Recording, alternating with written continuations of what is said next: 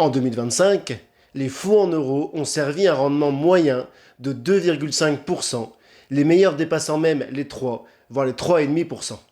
Le timing semble en plus idéal pour les assureurs, car dans le même temps, le livret A, le principal concurrent du fonds en euros pour les placements sécuritaires, vient de subir une baisse de son taux au 1er février à 1,5%.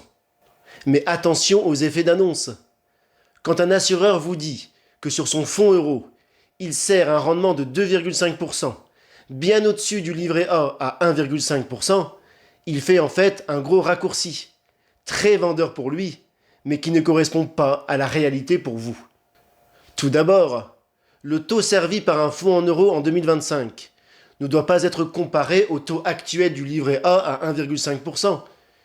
Il doit être comparé au rendement réellement obtenu sur un livret A en 2025. Celui-ci est à 2,05%.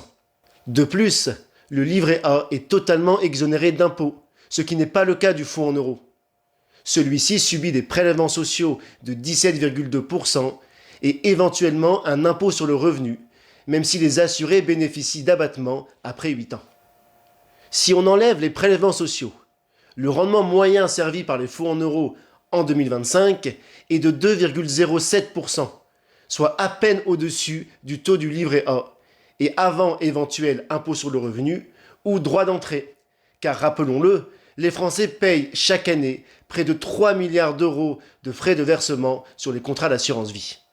Et 2,07%, ce n'est que la moyenne des rendements. Près de la moitié des fonds en euros ont donc servi moins que le livret A en 2025. Au final, le fonds en euros est un très bon placement sécuritaire, mais il n'écrase pas le livret A. Surtout, il faut bien sélectionner son contrat pour obtenir un fonds qui permet de battre durablement, net de frais, de fiscalité et d'autres contraintes, le livret A.